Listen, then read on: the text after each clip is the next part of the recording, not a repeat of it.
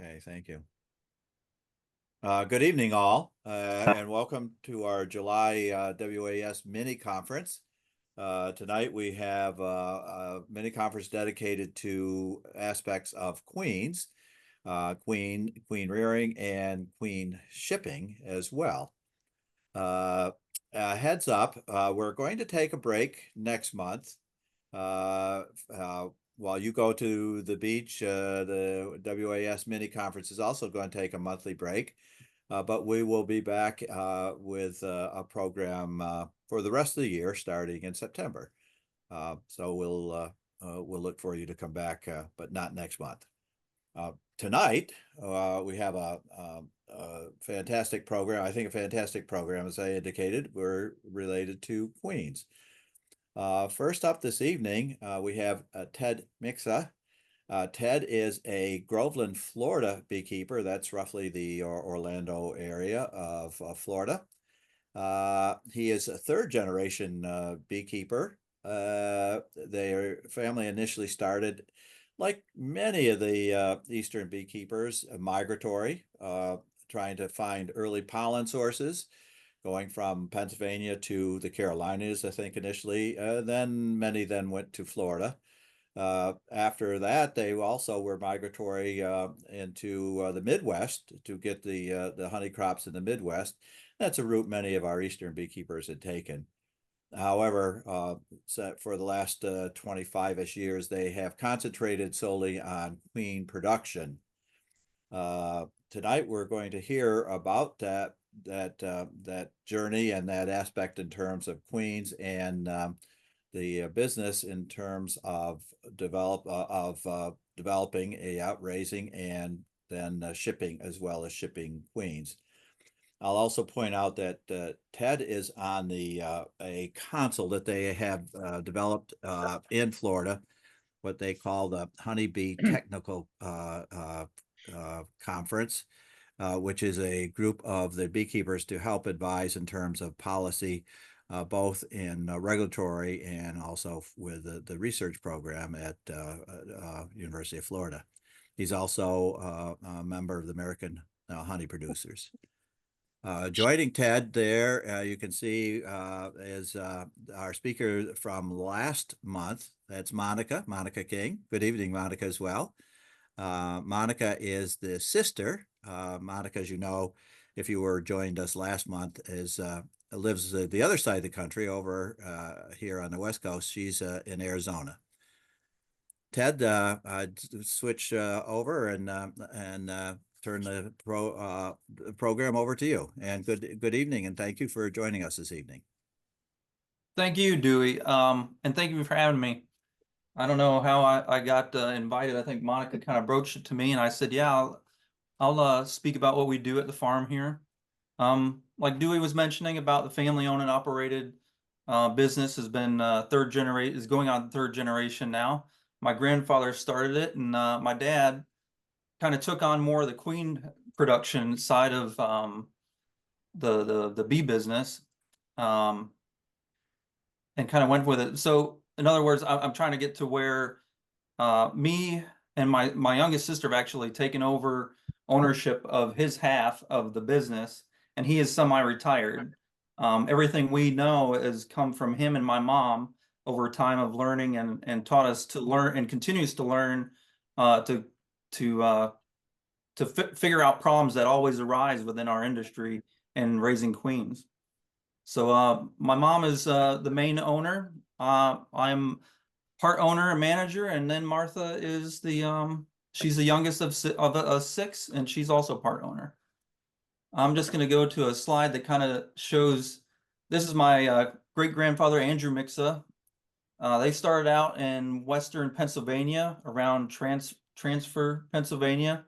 In 1936, he started raising bees in that general area. They got up to about 1,200 hives of bees. They did a lot of apple pollination at that time and honey production, of course. But they also were running into problems with bees dying through the winter and the fall.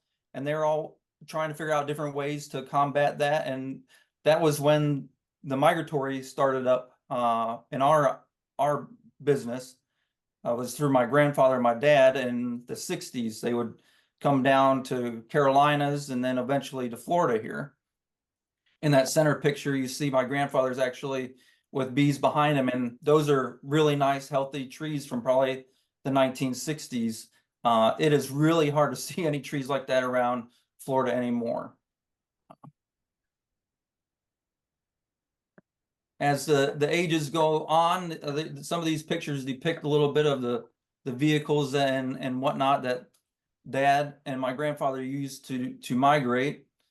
And of course, my dad's the one in the center of the center picture, just discussing. I don't know what they were discussing at the time, but they're discussing that's in Pennsylvania. But my dad kind of graduated the vehicles up as our numbers of colonies grew.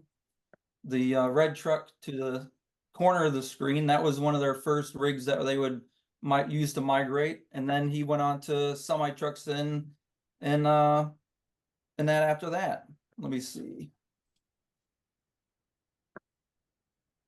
Growing up, us kids, we would be very, very active in the bee business, not being scared of bees right from the get-go. That is second nature, that they'd fly around us, buzz around us, looking for queens. The excitement, we would actually get 25 cents a queen if we found them before our parents did or anybody else working.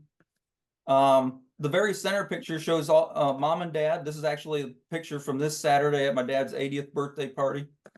Dad, my mom, Monica, Joyce, Iris, myself, and Andy and Martha. Now, Andy owns his own queen operation here in Florida as well, in Polk County, Polk City, which is only about 30-mile drive south from us here in Groveland.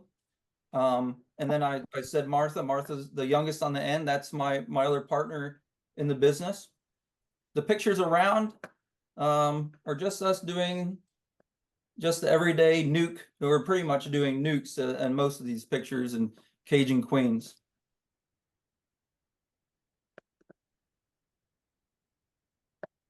These pictures kind of depict me. These are actually all of me and when I'm young, caging queens. My dad pointing out where the queen's at. I think actually it was a drone. He would probably never let me pick up a queen, a valuable queen at that time. We always practiced with drones. Got a picture of myself in Val Marie, probably in diapers, up against some beehives. And then also a picture of me priming cell cups ready for grafting. And then a picture of my dad at his 80th birthday. I'm going to start. This is going to be the beginning of the actual commercial beekeeping part of what we do. We start every year. It started the previous year.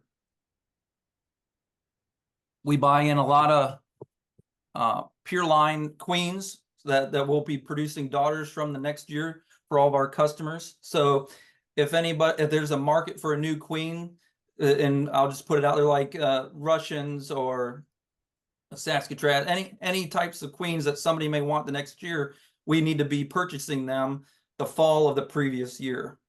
So we got about 50 hives dedicated to queen breeder queens at the farm. The other thing we prep for is the next year's bee startup colonies, the seed, we can call it.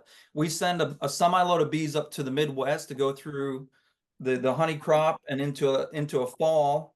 So say we'll ask for those bees to get back about November, about Thanksgiving. They'll go through a really cold spell, and the daylight of just the natural daylight shrinks from going into winter. We're going to ask for those bees back to Florida at that time, and then they're going to boom into a fake spring. They're going to come into Florida. We're going to have heat. We're going to have a lot more daylight hours and a lot more things. We may have some goldenrod still going on down here. We're going to stimulate them with pollen patties and sugar buckets and really get these bees going. They are going to have more brood in them than our bees that stayed in Florida the whole year round. The Florida bees go through a summer stress. They don't get the big bang flows that they did in the Midwest states. Those will be all of our brood rearing for of those hives that go into our cell builder startups. What you have here in this slide is our cell builders. So all that brood that I was discussing, that semi-load of bees is going to produce for us, we go and collect it all and bring it back. All of our cell builders are queenless all the time. We don't have a starter and a finisher. It's all done in one compartment, where this system is to keep the system going, it always need to be fed brood from supporting colonies. All that brood comes from mainly our nuke colonies, our mating nuke colonies. Once we go through them, we need to relieve them of brood, otherwise they're going to swarm. We'll bring all that excess brood and we'll leave a queen behind in those nukes that we caged and stole the brood from. And all that brood comes back to these colonies for our cell production again. So it's a big circling system of how we produce cells here. Now this isn't like many other operations. They do a queen right starter on cells and then move it to a finisher, stuff like that. I think I got, so this picture is showing us all in our grafting room. At the height of our spring on producing commercially producing numbers, we're grafting 12,000 cups every weekend, and that is Saturday, Friday, Saturday, and Monday. Those 3 days combined are 12,000 cups.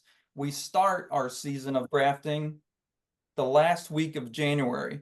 Now that won't be 12,000 in the last week of January. We'll get up to that point in takes about 3 weeks to get up to that point. We'll go like that. We'll run that number until about May. So we need to have about 7,000 cells coming off our cell builders every week for all the customers and queen production, mated queen production that we produce.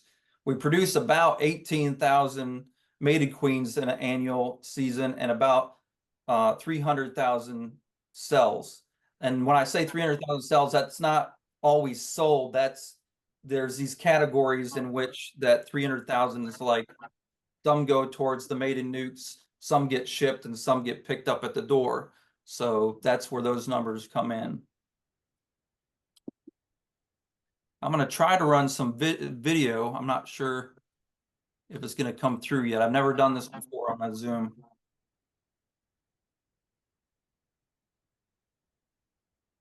So that's my sister Martha. She's grafting about probably about 32-hour larvae into the previously primed cell cups.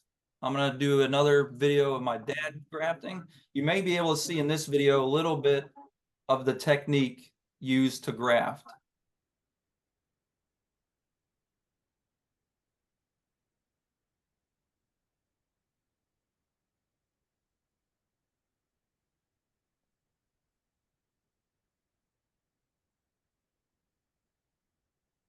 Now, we're a third generation farm at the moment, but all of us siblings have children, and then we all have children that work at the farm on odd jobs to make money. My youngest daughter, well, my second youngest now, Amelia, is also trying to graft, and she does very well. But that's her. She gets a good 70 to 80% take. She does really well. Oops. I don't know how to make it to the next. There we go. After grafting them, after grafting those cups, we put them into the cell builders within about 30 minutes after grafting. So the grafters are my dad, my mom, my sister Martha, and my sister Iris. So we have 4 grafters going. Myself, I'm running larvae into them, so they always are supplied with the right age larvae and larvae of the customers that have already made orders of what stock lines they're asking for. So once we get that system going, my brother-in-law takes the cells that have been grafted out to the cell builders, and this is about, I'm going to say, I think I took these pictures about the 4th day after the cells have been in. So you can see the aging larvae in there, the how much more jelly has been fed to each one of these cups by the bees, the nurse bees in these cell builders. Nutrition. This picture is going to depict a lot of the nutrition factors that we put into all these hives. So hives naturally will never, on a commercial scale, you're never going to see as many hives of one general area in nature. It's just not supportive enough for, like, we run 220 hives just for cell production. So you're never going to see that many hives in the wild. So nutrition for all these, you can say they're like factories, or you can say they're like bodies that are getting ready for the Olympics. You really want these bodies to be ready for what's given to them to perform the best they can.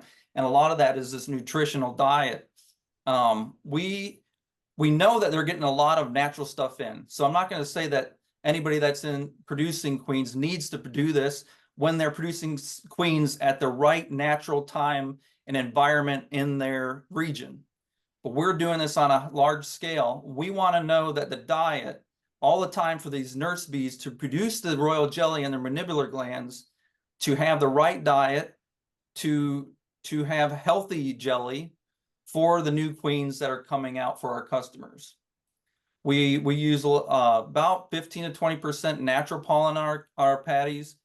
A lot of mineral supplements. I'll talk about a little bit about the mineral supplements. I had a cattleman this last year tell me a story about, he has one pasture. We have bees on his lands. We have bees on one property that's about, say, 20 miles from each other, the two pastures. He said, Ted, my pasture up north, my cows were calving, and they were having calves. About 6 months later, my calves were dying. They found out there was a selenium deficiency in the soil where those cattle were on his land. So it got me thinking a little bit in the aspect of our bees. What may they get or not get from plants that they're getting pollen from or nectar from that is vital for their bodies? And again, we're having all these colonies in these areas that wouldn't naturally be there. We're trying to fill the void as a commercial entity for these bodies, these factories, to produce these really quality queens. So in other words, giving them these minerals and vitamins that may not be in the soil, that the plants aren't bringing up to the bees to collect. This is filling the void, I hope, within my mind, that we're producing the diet, the best diet we possibly think we can for these bees to produce quality queens. So the one thing that I do think about, though, when that scenario with the gentleman with the cattle and the cows are only grazing on the grass, and the grass is only getting the minerals within so many inches of that soil. But there's oak trees around there, and there's other trees around there that have roots that are deeper. So maybe my thoughts on it is just that it makes me feel good. It's a good warm hug that I'm trying my best, or we're all trying our best. After we graft. I'm getting a little feedback. Everybody good? After we graft, we leave the cells in for 8 days in our cell builders until they're matured. They're fully capped, fed all the jelly that they need, and they're pupating. We bring them back into the grafting area, where we do a vigorous quality control check. My youngest sister, Martha, is probably, I would say, she's the best candler that has ever been. She looks through the cells. There's specific things to see. Black queen cell virus in the early spring could be something that's a problem. We have something called yellow jasmine in Florida.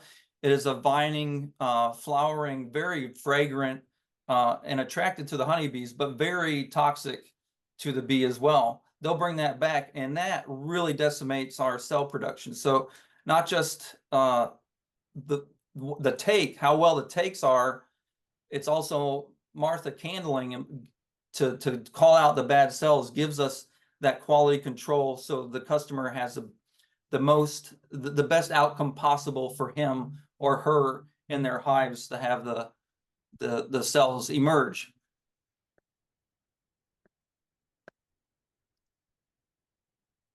This picture is depicting two things. Our incubator, we keep it about 93 degrees. We have to run, in the spring, we have to run 2 incubators to hold 7,000 cells at a given time.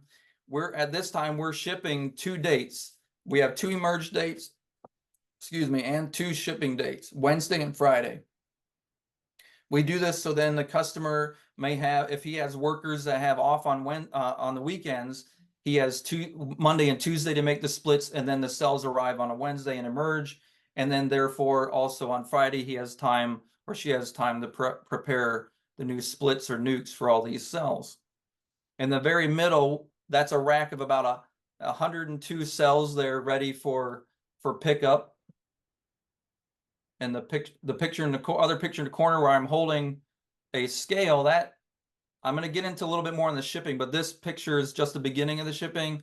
I'm putting the bees on the cells about 1.5 pounds or more, depending upon the temperatures that here in Florida the package is going to endure here in Florida and in transit and in their destination. So it's not a guessing, and not much of a guessing game as much as it's like, what's the coldest they're gonna come in contact with? What's the hottest they're gonna come in contact with? So tweaking that poundage is really what you want to do for the viability of those cells getting to the customer on the other end.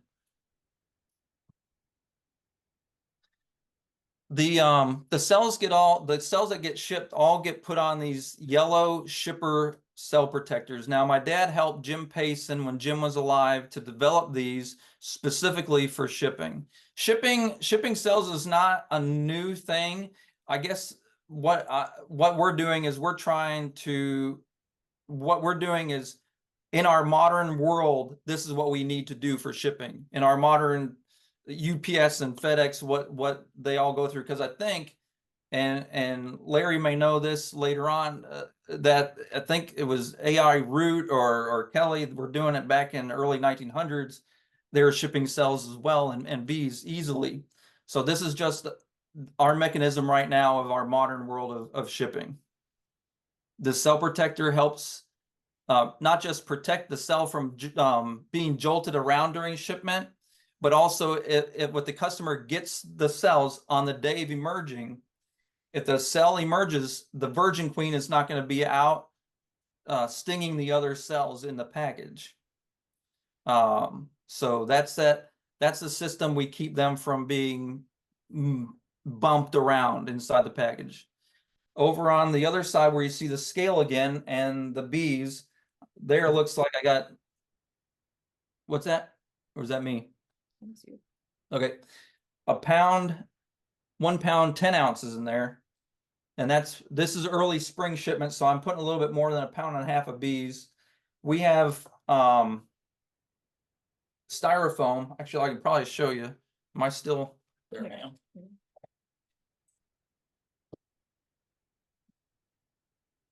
Yeah, I hope this works.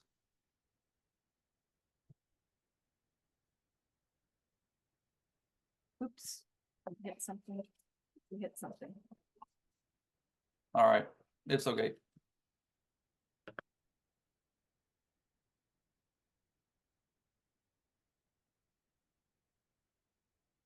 All right. Little show and tell, I guess. In one box, 200 up to 230 cells can fit in one shipping container. And one customer may order thousands of cells at a time, and we can double decker these on top of each other. But we have styrofoam that helps protect the bottom inside the box. Then the cells on the shipper bars. And then the bees would go in here. Well, the cells would be in here, obviously, but the selected amount of bees. Another foam with wax paper so the cells don't get stuck onto the styrofoam. So when the customer pulls it up, it's all still intact. And then obviously the top.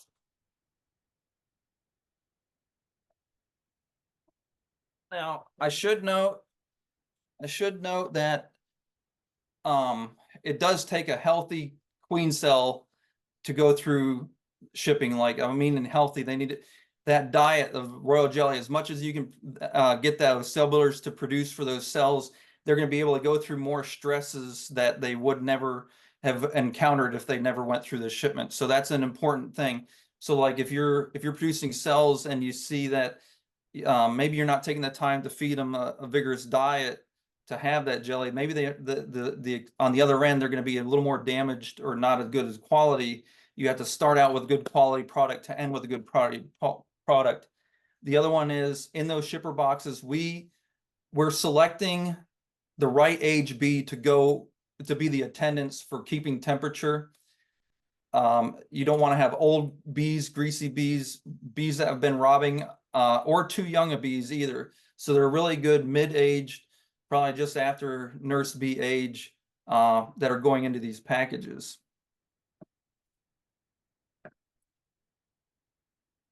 The biggest issue that occurs during shipment is deformed wings, and we still have not figured out the real mechanism that creates the wings not to develop. So the wings are the very last thing of the queen to develop. On the damaged cells, you can actually see the wing bud is still a wing bud, and the queen looks like an adult walking around. Nothing should be wrong with her except that her wings haven't been developed.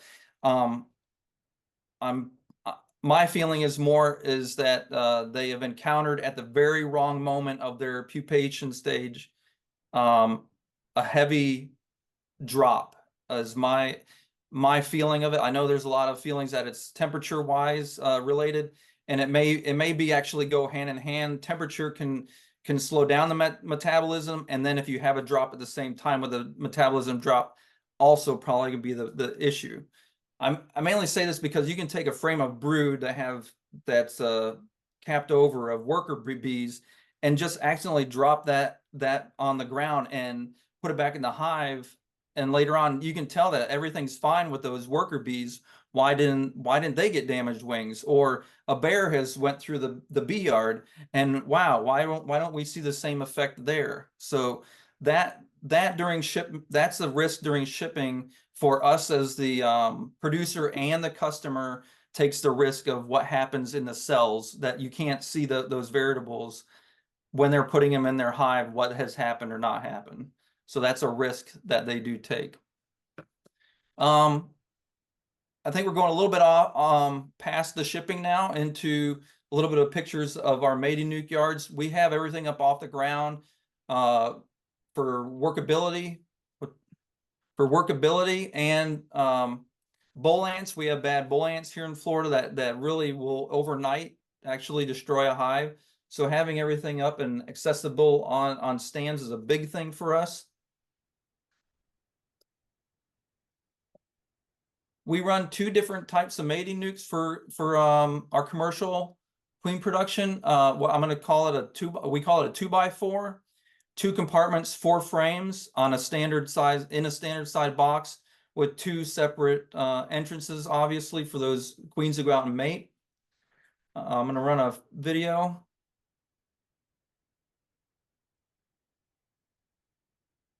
So that's the 2x4, 2 compartments, 4 frames each. We like this style, but it still doesn't give us the bulk amount of queens. So we usually, the most of our nukes are ran 3 compartments, 3 frames each.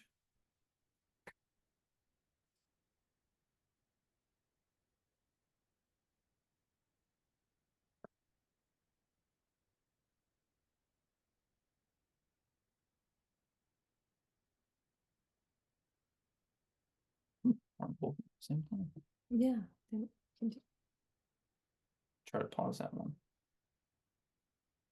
There.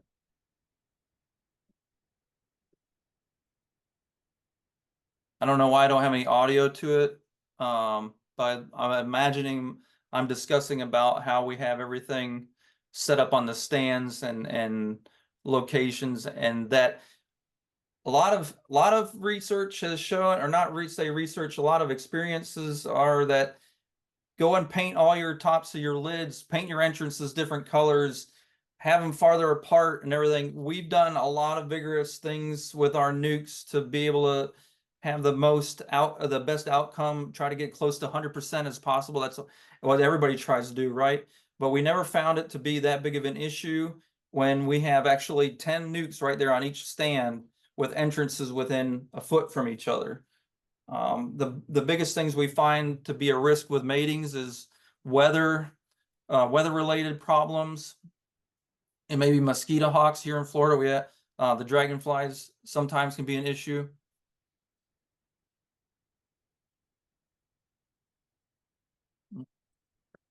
Drones. Let's talk about drones for a minute. When we go back in the beginning of my talk, we're talking about those bees from Wisconsin or the Midwest that we send up. It's not just that brood, we're feeding everything in our outfit, bees that have stayed in Florida and bees that have went to the Midwest, to bump up and have a higher population of drones, because everybody knows it takes 15 to 25 drones to mate with one queen. So when you're looking at, even for us, at a low number, there's other larger scale commercial guys out in the west side of the United States that produce even more queens. If you do the math on thousands and thousands of queens, you're looking at thousands and thousands, even more on drones. So we are rearing not just queens, we're rearing healthy, mature drones for reproduction for those queens. So then their laying is the best they can at for the customer.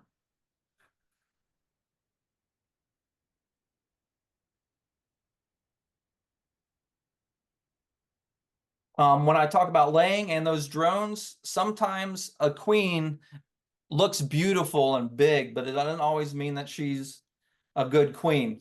We let our queens lay for 21 days in the spring minimum, so then we can tell their brood pattern is healthy. They're not drone layers. If there's anything wrong, we're calling those queens out. So then our customer doesn't end up with a bad product. This specific queen that's laid against this quarter was probably one of the biggest queens I've ever caught, and she wasn't laying an egg at all. So I took her and held her in my hand and just investigated the hive a little bit more. Not that she wasn't from another compartment, because she was beautiful, but I come to the conclusion she was not laying an egg at all. And I put the picture you see of my fingernail, that's actually that queen's spermatheca. She did not get mated well, or if she did, or if she even went out at all, I don't know. But she was big. She was a big queen. This is just an odd picture. The drones only do this. This is a drone mutation that occurs in the drone's eyes. It's a trait that doesn't get passed down much at all. This is a new bee that we're working on here at the farm. It's a 2 abdomen queen. You can see her in my fingers on the picture, and that's how she lays her eggs. Actually, it's a joke. That's just 2 daughter queens that look so similar. I wanted to take time and take a picture of her. And then the picture of the eggs obviously is laying workers. We are doing this rain or shine, raising queens here in Florida. This was 2 years ago. We had a hailstorm go through 15 minutes after we were done working bees, and we were stuck in the hailstorm.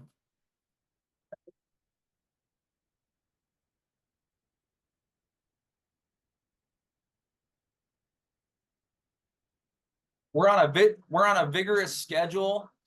So say this week we have so many queens that need to go out. If something happens, we can't go out. We have a dominoes effect occur. We can't then fulfill this week's orders, and then that goes into the orders that were for next week already. So we have to take our time, have the right equipment with us. Sometimes we're putting up the easy up tents for us to be able to cage queens. We're sitting in the truck in the middle of a rainstorm, waiting for the rain to finish to go back out again. One year, I think we had 4 hurricanes come through, and I think we only missed, I think it was 3 days of work in that time period. Oops.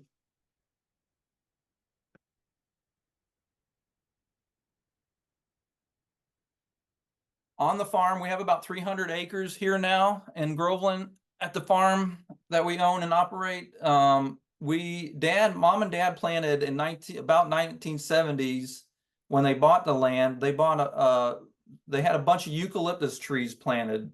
The Department of Interior grew them for them. The forestry department here in Florida grew them for them. And Dad was looking for a variety that would bloom when nothing else in Florida was blooming around December, January time. So they probably have about 700 of these trees now, or they did it then that time, and they still are here. But what has changed is we have a scale aphid that actually gets on the leaves and creates honeydew, which is now a summer source of nectar that we've never had before. Honeydew.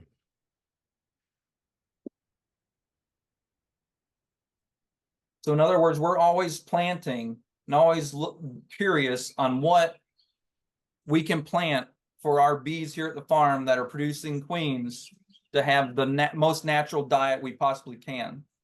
So it's not just the trees that we plant, it's the aphids that create more nectar for them also.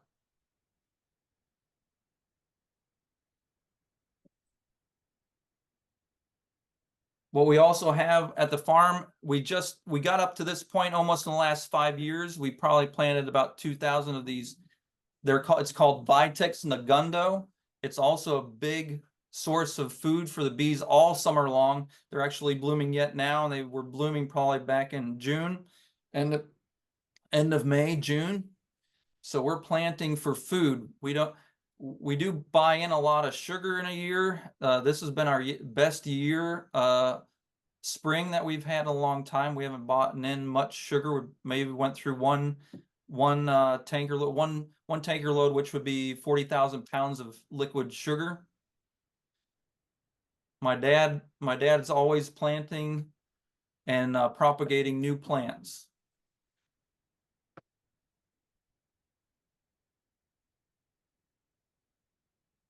This is just depicting another plant source of food. This is probably more in the fall time. This one I think is in August, October, around September, and more pollen comes off of this one. I'm getting to the end a little bit to start Q&A, but this is just a little conclusion, and I didn't say this yet, but I usually do.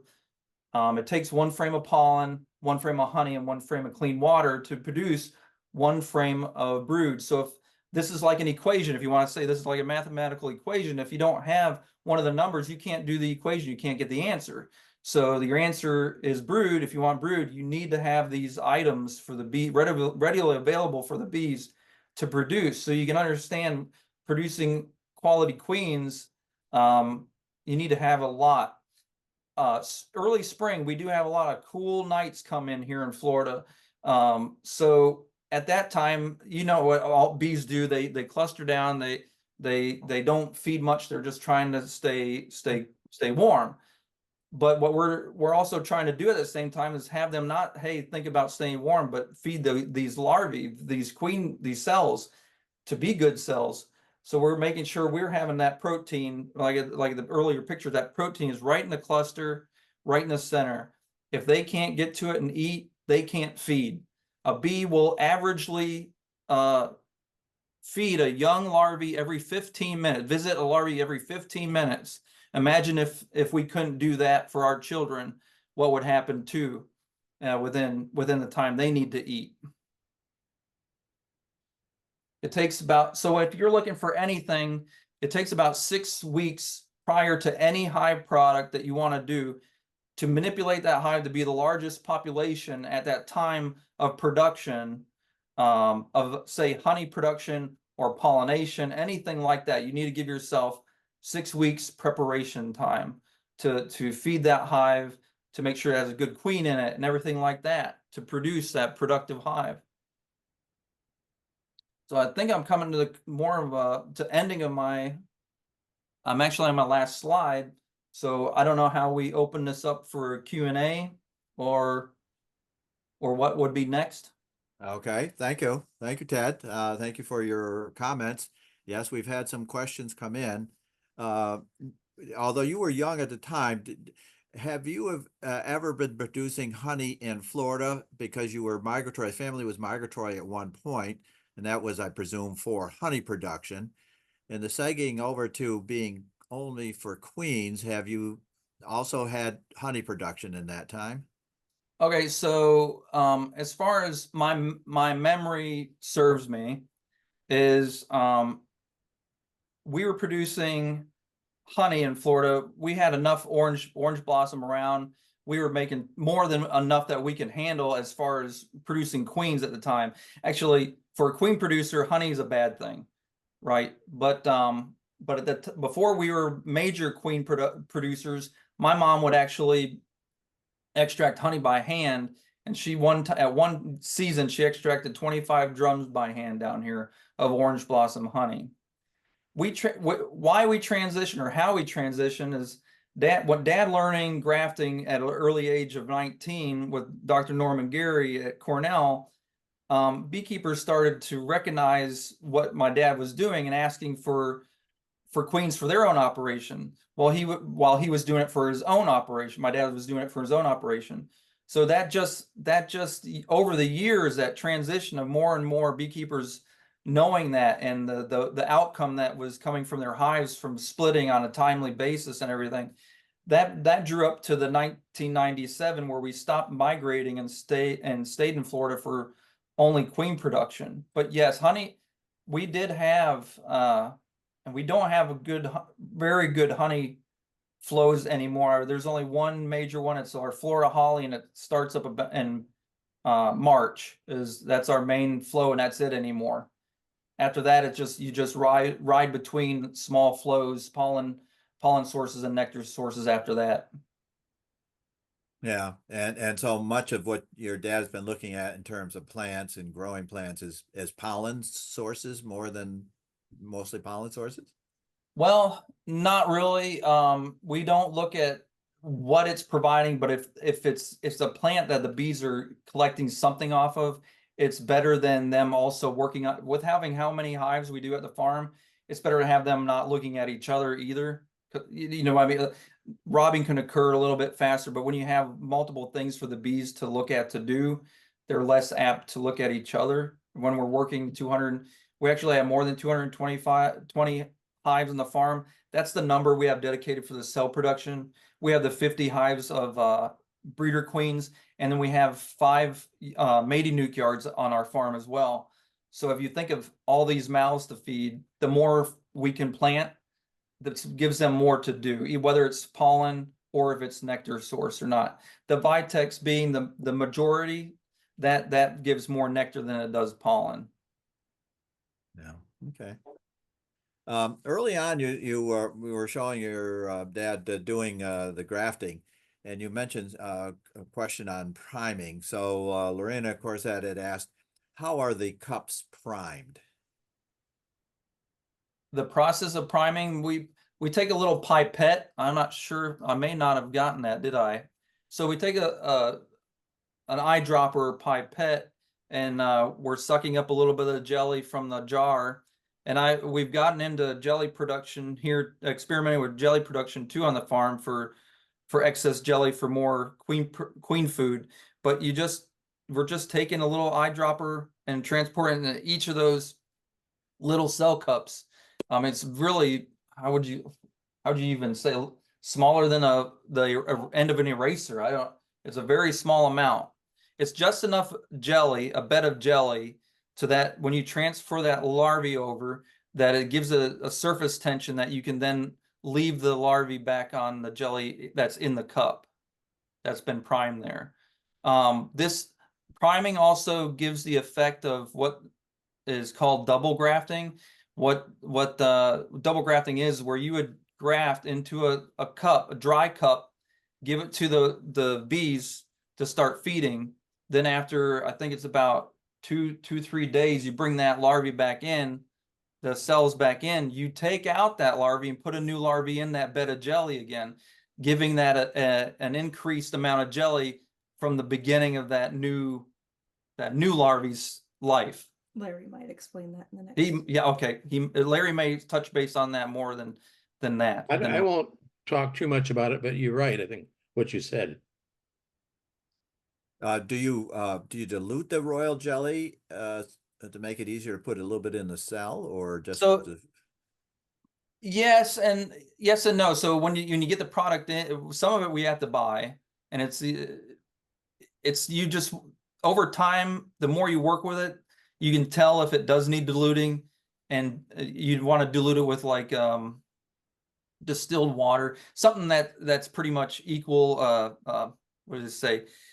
Not acidic, just a plain base, nothing that would change the pH of the jelly. You just want to have it still jelly. You just want to dilute it enough, get it thinned out. Yeah. You There's still some- buy jelly from China? We Or still have to Thailand? buy it from wherever it comes in from. So we get it from, we buy it from Glory Bee is where our supply, and we find that organic jelly gives us a better outcome than just the commercial grade. There's a percentage. So it's not just the idea of having something organic. We have data that showed we had a better acceptance in cells when we used the organic jelly. It's interesting. Yeah. We got a couple questions relative to handling some of the diseases and pests, but before that, Medhead had asked a question. You had talked about in shipping that you thought maybe with dropping and or temperature or both, maybe that some of the queens had deformed wings. Medhead was asking what percentage of the shipped queens will have deformed wings. Do you have a estimation? So that all that information has come from a good, reliable customer telling us and knowing that what hives had that happen to it. So there's no really good answer on a percentage on that. I would probably say maybe up to 5, between 5 and 10 can occur. We have it more occur when we go to the West Coast with the package, because they go through a little bit more handling during UPS and FedEx. We do put in extra cells in the packages to uptake for any incidents that may happen, but I wouldn't have a good answer on what percentage that is. I understand you ship to most of the states, but not out to Alaska or Hawaii. Right. Our biggest Okay. right now is Texas takes a lot of our cells. Actually, one time this year, Mom and Dad actually drove to Texas with, I think it was 12,000, 15,000 cells, because we were worried about shipping not making it. So when we talk about shipping, this is the day UPS or FedEx picks them up at our place the day before they emerge. So they get there overnight. If overnight doesn't make it, then we don't charge the customer for the cells because they didn't get the product they asked for. There is no insurance on that. So we're a little bit more at risk than the customer, I guess you can say. Okay, wow. Oh. We had 3 questions related to different issues, past issues. First one, Matthew had talked about nosema. Do you typically monitor or treat for nosema? Curious both in terms of potential impacts of nosema on queens and given the relationship between black queen cell virus and nosema. Yes, we prophylactically treat. End of December is usually what we treat, and we just got done with another treatment on the whole outfit. Gets a fumagillin treatment to try to keep it. You got to get it before it's a problem. Otherwise, all of a sudden, if it is a problem, what queens got through with some of that effect occurring, and then what did you sell? So using it prophylactically helps alleviate that. I've never seen that it really helps personally with black queen cell virus. We try to do it at the same time if you see anything happening in the cells, and it didn't seem to take care of the black queen cell virus. Ted, how many times a year do you medicate? With the fumagillin twice. Twice, okay. Yeah. Once in the spring and once in the summer?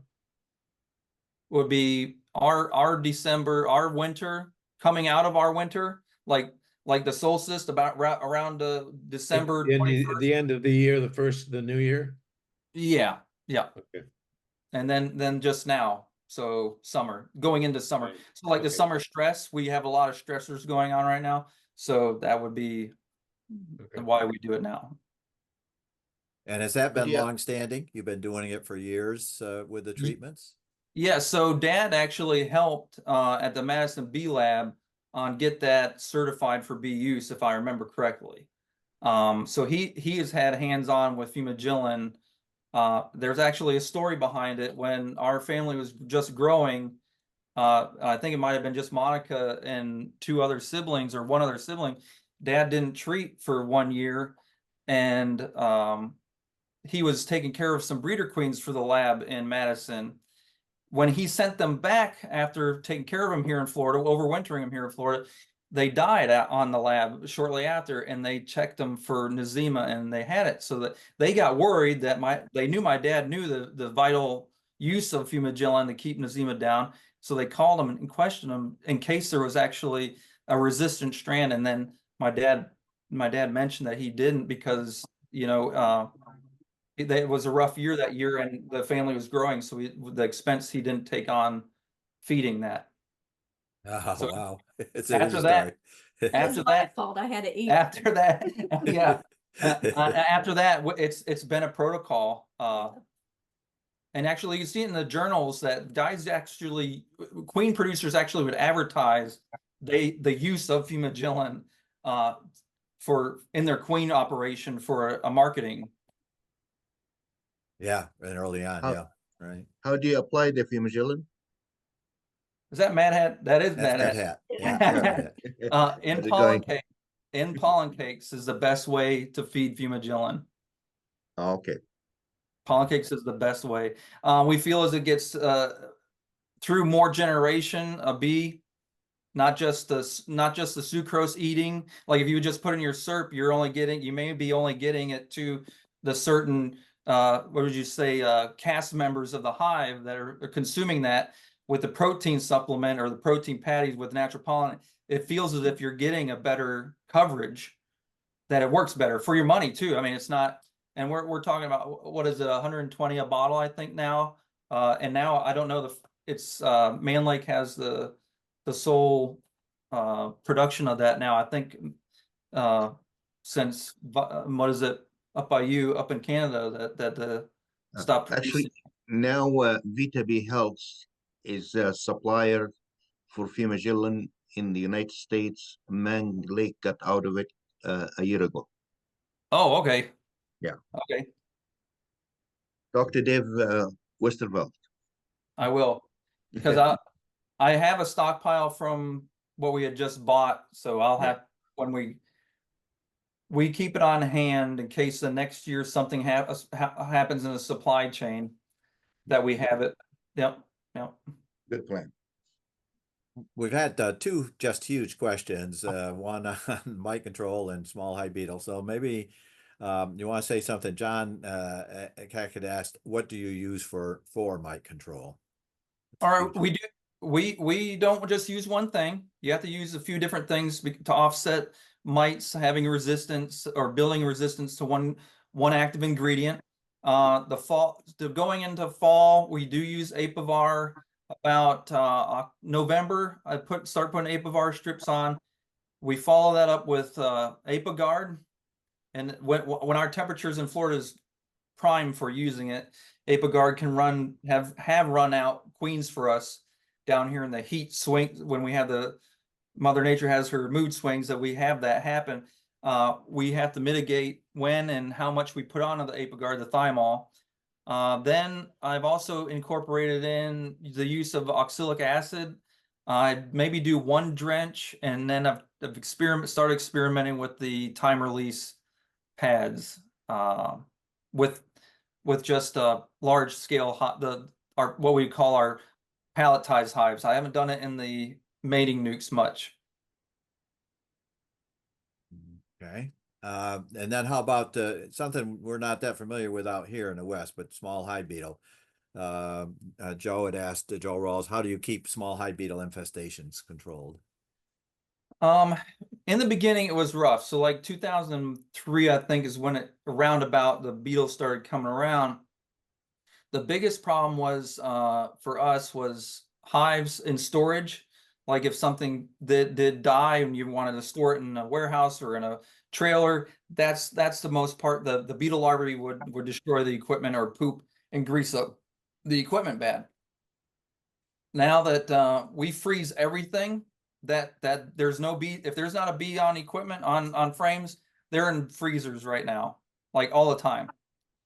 The other one, in the beginning, if you had something in the soil where they would come down and pupate in the soil, we're using granulated permethrins, something that wasn't as harsh with chemicals in it, no neonicotinoids type products. Otherwise, right now, they're present but not an issue.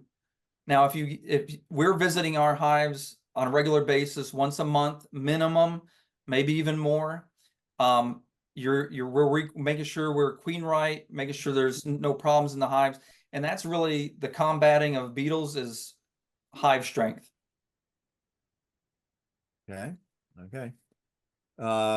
Couple more technical points. Lorena again, is your pollen patty proprietary or something you can share? Oh no, no secret. There's no secrets really. So on the open market, I would say Global Patties would be the best one on the open market, but all of our patties are made in-house as far as we buy the dried goods in and we mix it all. We like the AP23 product from Dadant as a dry protein supplement. We buy in, and I'm looking for more supplies of natural pollen, irradiated natural pollen. So then if there is any problems with the pollen, just like talked about with a little bit of the jelly, that there wouldn't be any diseases coming on the pollen, and we would directly be affecting our hives. So natural pollen, we get it from Drapers in Nebraska, I believe it is. So those two products is our main staple of protein. And then we're just powdered sugar, granulated sugar. Sometimes we'll put in cinnamon for antibacterial, garlic sometimes. How much pollen then to your patties? Is it just a So smattering or? No, so when we're doing 200-pound batches of cakes, no, you can do the equivalation of weight by weight. So you'd put, say, 40 pounds into a batch, between 20 and 40 pounds, depending on how big a batch you're making at that time. Really, it's like tweaking. You're going to make something in the kitchen. You're going to make dinner, and it's the same thing you've always made. But if you're going to make a smaller batch, you're just going to cut back on the ingredients. Do you mash the pellets in some way first, or you just mix them? We do have to start off with a warm base of sugar to help get those granules broke down. One mixer does work better than the other mixer. We have two mixers. One's a dough mixer on it, and the other one's just like a mortar mixer style. And that one doesn't break them up as easy. It takes a lot more time to get it incorporated throughout the whole peanut butter consistency. So it's like the commercial dough mixers or mashed potato mixers. Yeah. Okay. Anonymous has said, should it be a frame of nectar or a frame of honey when you gave that formula? Frame of nectar, or are you saying frame of honey to produce your frame? Good question. I'm gonna go with, it's gonna be probably honey. Now, when bees are stimulated, when they have something fresh, they're obviously gonna to kick into brood rearing. There's something about the mechanism of collecting nectar. It's gonna It's going to seem like you're going to have more brood come off of one frame of nectar, but it's just going to be general and honey in general. I think there was something that they did in the lab. Dad did a lab at Madison. They experimented with how many pounds of honey exist in the hive before the hive started to suppress or go backwards, and that was 15 pounds of honey. And then the bees would like stop brood rearing, and you know, and they would go backwards to go into like survival mode. Yeah, yeah. Same person that asked, where do you get your jelly? And you answered that from wherever you can get it. Yep. Mahmoud asks, what ratio of syrup do you use? Do you use sugar or corn syrup? Okay, good question too. We do not use any corn syrup in any of our production in any hive. We feel as if it's a harder sugar on the bees, so we use strictly sucrose. It's about 65% solids when we get it in, and I bump it up a little bit, so I would say it's closer to maybe 77% solid on the sugar end of it, sugar syrup end of it. So I did an experiment, I think it was last season, and it was with 2 different protein supplements in the patties. And I wanted to see how much jelly one product produces versus other in the cell cups. So at a specific time, I fed them all at the same time, and then at a specific time I checked the cups, and there was a distinct difference. But there was also a distinct difference in how more quickly one product consumed the patty than the other. So that kind of told me that it's not just how much protein you have, it's how fast are they consuming it. So going back to those bees are visiting all the cells every 15 minutes, then if every 15 minutes they don't have that diet or that stimulation of producing the jelly, that makes sense that they have to consume it at a rate that they're also going to produce at a rate that they need to feed. So there's 2 things going on there. You have to have, there's a good balance. You have to have a balanced diet. Yeah, yeah. I'm going to do a couple more, and then we're going to have a short break. I'm going to skip over the one Melvin asked, very specific, not at all related to the topic. Again, back to the anonymous. In Florida, do your queens develop from egg in 16 days, or do you think due to the higher temperatures, a little bit faster? Okay, yeah, so that changes within the season already. You can see that in spring with our colder nights or anything, the ambient temperatures being at different. The bees are working hard to keep those temperatures proper, most likely at the very center. So you have some of this different, the temperature variations even within the same hive. So yes, they can emerge. I would say hours difference, yes, but a whole day. Even the workers, you'll even see it in the workers. It could be up to a whole day. It could be up to a whole day. Yeah, we say 16, 21, 24, but it those could are be. averages. Yep, averages, right, Very right. much, yeah, yeah. Last one, I'm a little confused to what this one might mean, but do you cage queen 24 hours before grafting? Oh, he's Okay, talking about so one of those I think it would laying be, cages. what's that? One of those you can find the queen and the frame in a cage that's got queen excluder on both sides, so the bees can Okay. come in here, but the queen's Breeder consolidation, right? Yeah, Is there that you go. Yeah, So we don't. You can do it. There's nothing wrong with it, and it's really nice to have it timed. You especially if you're a beginner or even just sidelining it, to have these timed out specific frames or areas that you mark on it, queen laid on it now, and then you time it to when the optimal time for grafting is. We do it all by sight. Everybody in the farm knows what age, what size is to be manipulated into the cell cup. So we don't, but it's a good tool to use. okay. The questioner was saying he was thinking for the size of the egg is part of that. Right. So yeah. Oh, for the size, I got you. I know. Okay. You're not going to impact the size of the egg. Yeah, there was some research on the size of the egg on if you caged a queen, like caged her, then let her out to lay, her first Yeah. eggs would actually be First. bigger Yeah. and better. We Yeah. don't do that. We don't do that. But I have heard that. Yeah, yeah. Yeah. We do keep the brood nest tighter in those. You know, we keep things tight and well fed in them. But yeah, I think if I had to do that, I'd have to run probably twice or three times as many breeders, the amount of larvae we need for 12,000 cups. I think it's a good idea and usable, but for our application, it might be too much. Yeah, sounds like it. Thank you. Thank you for your patience with these questions. Thank you for those that have submitted the questions and for the great information that presented. And Monica for helping with the visuals materials as he went along. Appreciate it very much. We're going to take a short break, a couple of minutes, get up, need to get another drink, and then we're going to start in again with our second of our presentations, Dr. Larry Connor. Thank you again, Ted and Monica, for joining us. Thank And you. happy birthday. Happy birthday to your dad. Belated Excellent. happy I'll tell birthday. him. Yep. Okay. Okay, Kurt, if you could turn the recording on. Okay.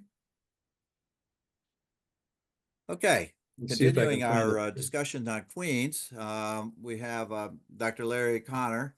Larry worked on a PhD in his home state at Michigan State University, strawberry pollination, went on to Ohio State University where he was an extension specialist, then had an opportunity to rear queens commercially for the industry of the program that had been developed by Dr. Bud Gale, a data ant company.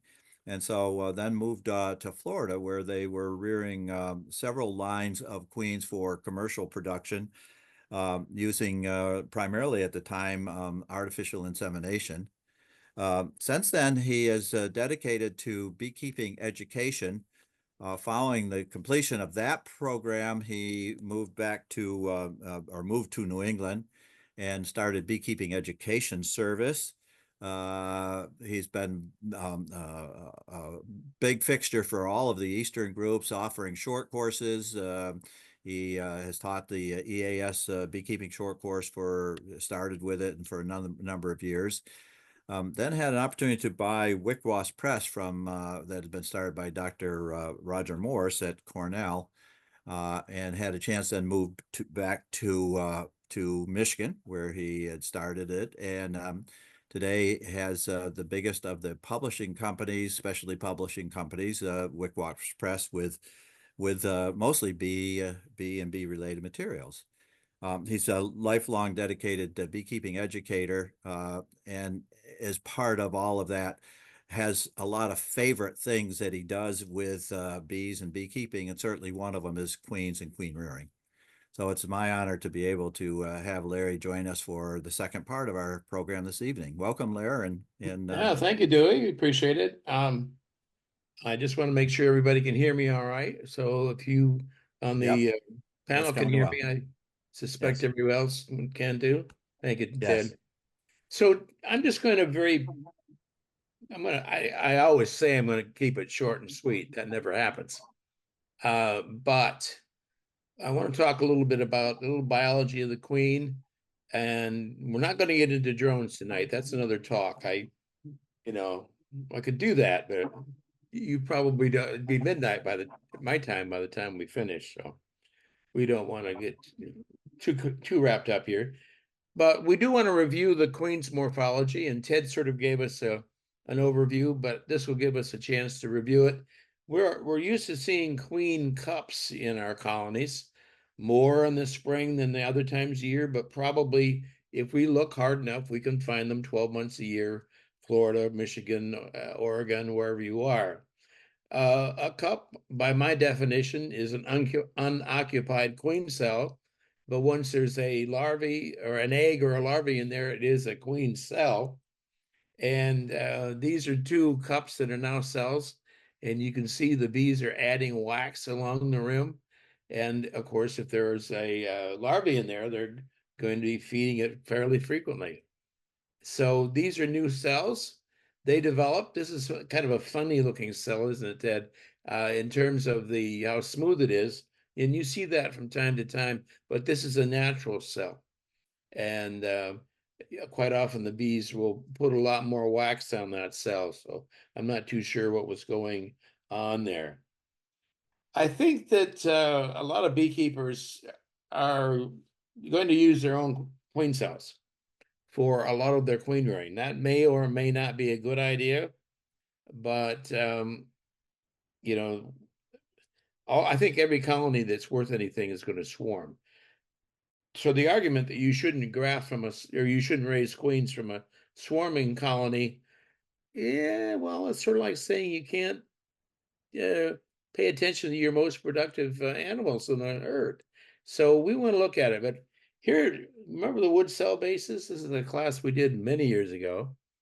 And you see the larvae in there floating on a bed of royal jelly. That's in a wooden base with a wax cell. Most of those wax cells have gone the ways of the plastic cells. The JZBZ is probably the most common one. But we noticed the surplus royal jelly. And that royal jelly shows up when we raise queens. If you look at these are the plastic cells, the cell bases, and especially these 4 in the middle. You notice that they're filled almost to this is a little fuller than this one, but this is the stage at which the larvae, the queen inside, is in the larval stage. And she has turned around and she's going to engorge on that royal jelly. That's the residual royal jelly. It's the base of the cell. And I mention that because sometimes you'll see cells at the same stage that don't seem to have any royal jelly at all. And, somebody with a good eye would say, okay, we want to pull that. But the other thing that could have happened is that this one here on the left, that larvae may have actually gone up there and fed on all that royal jelly. And so they feed, not to remove it all, because there's sometimes you'll find royal jelly left over, but then the larvae turns around and spins its cocoon inside the cell. It hasn't done that yet, and it spins its cocoon, it defecates inside, and then it goes into the pupal stage and then develops into the adult. So all of that's happening inside those cells.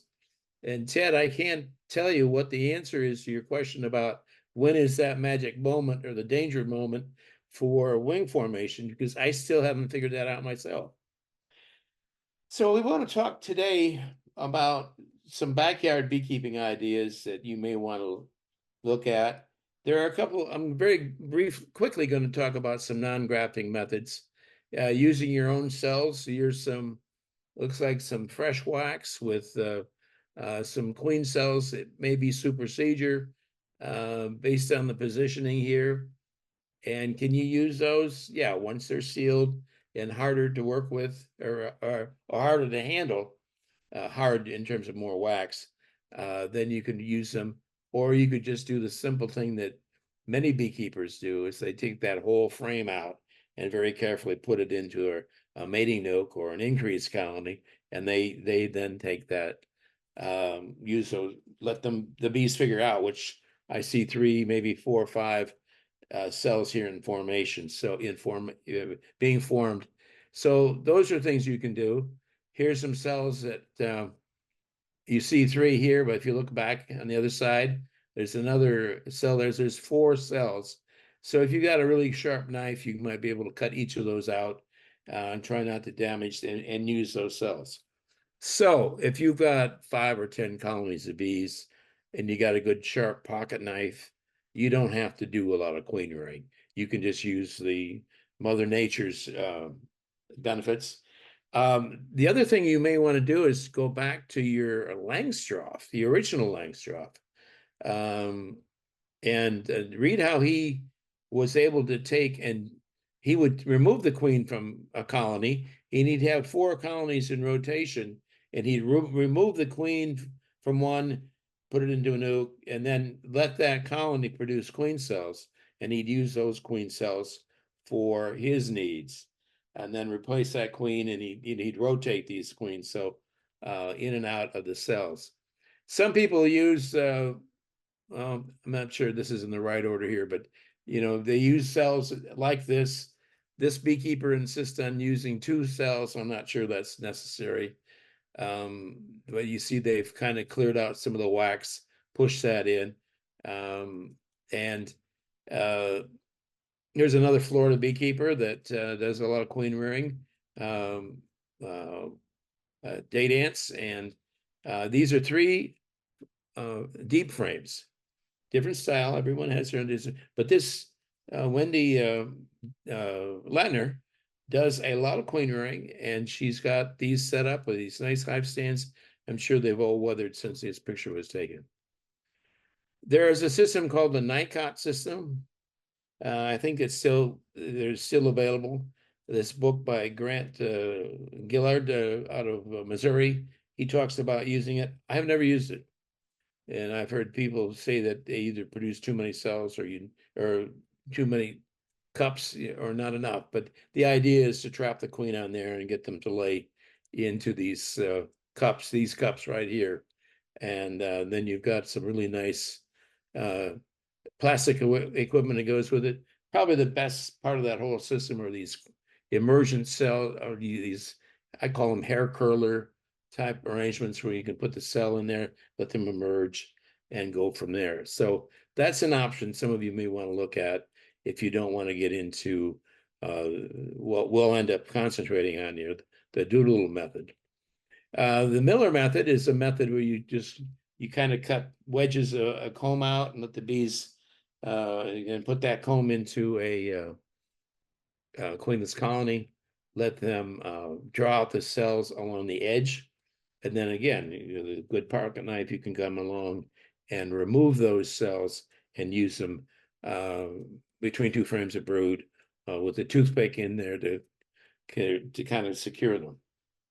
So I'm going to spend most of my time talking about the doodle method. That's the method I know. That's the method that Ted and family are using. And we break the system into 2 parts, a starter and a finisher, which is sort of the way I was trained. I have used 1 colony as a combined starter finisher. That's in the book that I wrote as an option that you can get. But basically, a starter is a 5-frame nuke. It can be 4 frames, it could be 3 frames, it could be 6 frames, whatever you've got.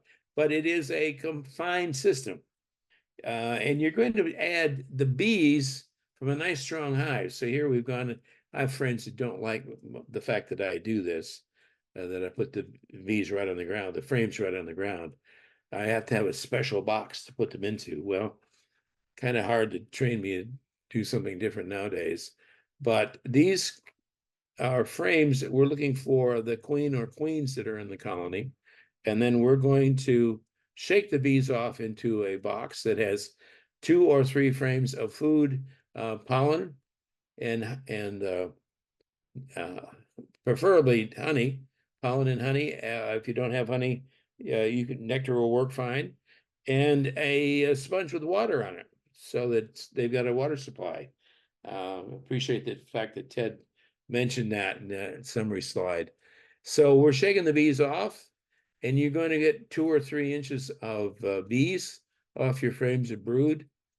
And so you've got I know it's a little out of focus, but you can see at the depth of the bees there. And if some drones end up in there, that's fine. If you're going to use one of the frames to graft from, well, you don't shake it, we brush it, just to have that. And that can then be set aside for a couple of hours, although if you see the cells there behind us, they would go in before you close this up. And then the starter is going to be used overnight as a colony. And this particular beekeeper, when I was back in Connecticut, temperatures are going to getting down in the 30s that night, so he just brought them inside, put them beside the fishing pool. I doubt whether he uses that fishing pool ever. So we've got the screen bottom. It's sitting on it's raised up off the ground, so there's ventilation. There's no flight, but in that box we have young bees out of the brood nest, preferably not a lot of old bees. When you shake it, they tend to fly back to the entrance of the hive they came from. And then you've got pollen in frames, you've got honey or nectar in frames, and you've got water. Those are the components. So it's a queenless, flightless, closed system that you're going to use to put your, what we call the graft, the frame with the grafted cells.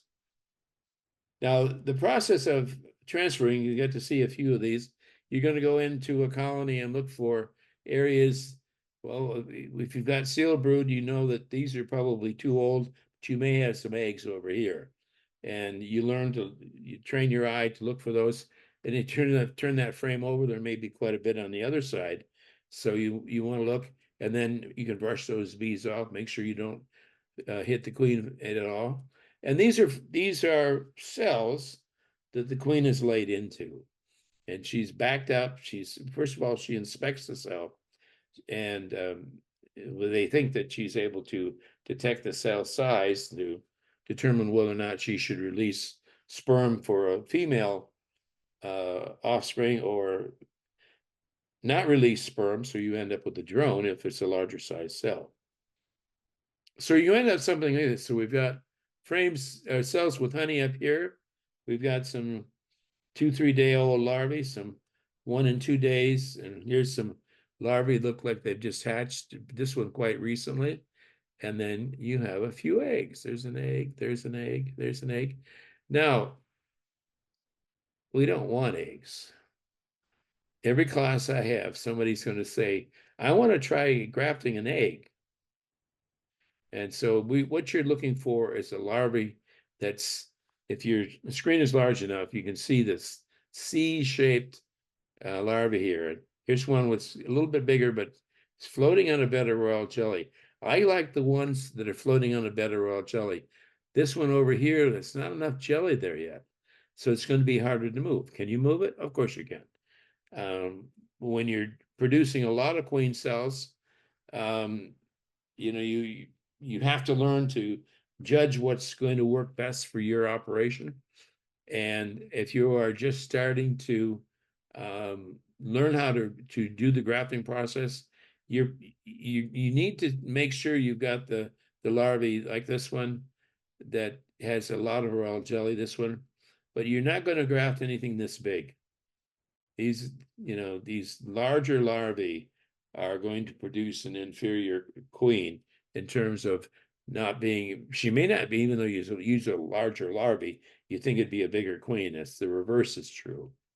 You get a smaller queen, and you'll probably have fewer of the egg-laying structures, the ovarioles that produce the eggs that are in the queen. Here's another slide, and you can see some eggs here on the left, and another one up here. And this one right here has just laid down, and the integument, the shell of the egg has softened. There's no eggshell. But this hasn't been fed yet. So here you see the feeding that's starting a little bit more. But ones I like to work with are going to have more royal jelly because you've got the lubrication to get in there and lift them up. Many beekeepers, old timers and not so old timers, talk about looking for frames that have milk brood. There's not milk, it's royal jelly. But there's a lot of cells like that. And so that's efficient grafting. When you can get a frame like that, and you can get several hundred larvae off of that frame, that's fewer trips out to the grafting colonies, so that you've got a good supply of the right age larvae. And that's always a beautiful thing when you can arrange it. So to do something like what Ted and family are doing with all of the cells that they're grafting, it takes a lot of work, a lot of coordination, and I suspect some learning as it goes on here. So as you look, you say, well, am I going to be able to get much off of that? Maybe you get a bar or two and go from there. Now, Ted mentioned royal jelly. I have a source of royal jelly. It's called swarm cells or supersedure cells, natural cells. And most beekeepers probably cut out all the cells they need for royal jelly that they'll need for the entire year. keep a container. I don't know if a pill bottle would work. It probably would. This is my generic Tylenol. And put those cells in, the whole cell in, and put it in the freezer. And then when you need a little royal jelly, you take a couple cells out, let them thaw out, which won't take very long, and then squeeze out the royal jelly, pull out the developing larvae that's in there, and all that royal jelly can be used for grafting.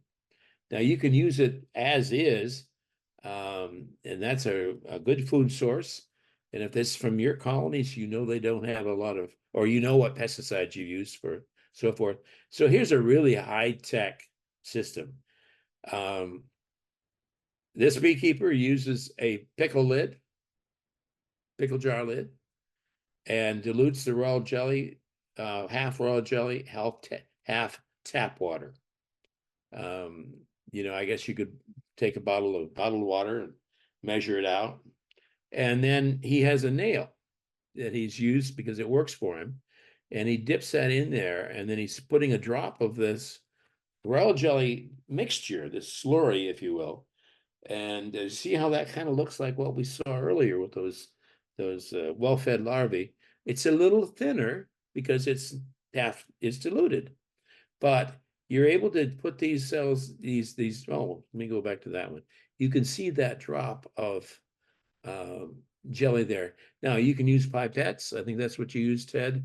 As I've visited twice, right?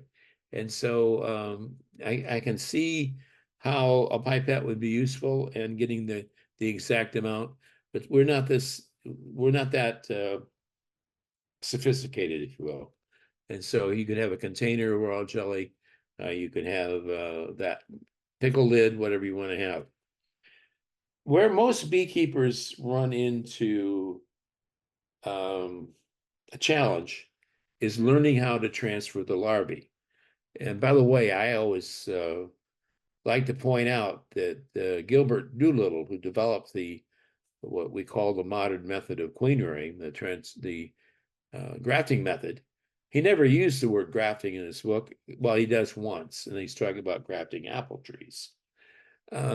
He talks about transferring, and so we have a number of tools we can use to do this transferring, these grafting tools. These are the Chinese. I don't know if this is a current model or not. I like a stainless steel grafting tool. I believe it's Daydance are still selling this. I don't know who else has them. My my queen rearing instructor, Dr. Bud Kale, he used a bicycle spoke, and he just worked it down to get a nice fine tip, smoothed it out so there are no rough edges. And so you're able to go into those cells, those worker cells, and remove that young larvae that's floating on a bed of royal jelly. So you can see we've removed her here, and now we put it down here, and we're able to put her in. So, and I noticed that Ted does the same thing. This beekeeper has his thumb and forefinger here on the next cell to be grafted into. And so you're able to lower that larvae in.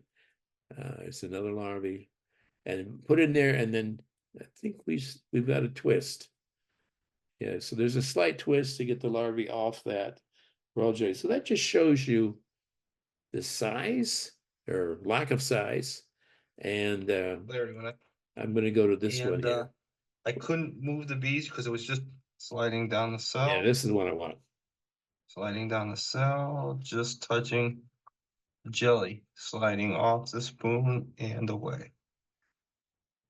Notice how he moves his fingers to the next one. Like he does.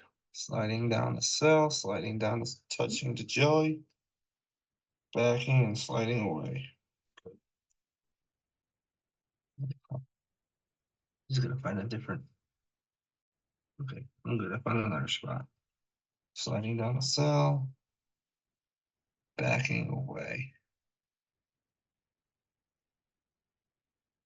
Now, this beekeeper is a semi-commercial beekeeper. He has a full-time job, and he has queen rearing and honey production You know operation how does my hand in move the other way? Connecticut and in New York State. Couple of things I always like to point out: the timing of when you start your graft.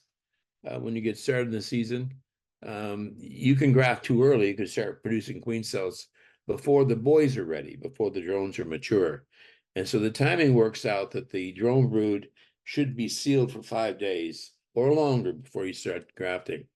And that just works out to the stage where the development of the bee has gone from the small larvae, the egg, the small larvae, large larvae, pupated, and then you've got this young adult that shape, and you can see where the all the body parts. You've got the head, the thorax, the abdomen here, and the legs, and then here are the wing bases that will expand if everything works right. But this is the purple-eyed drone that I just want to, this is the 5-day mark, and that's what you want to look at. And of course, we know that these are also the drones that are really attractive to rural mites.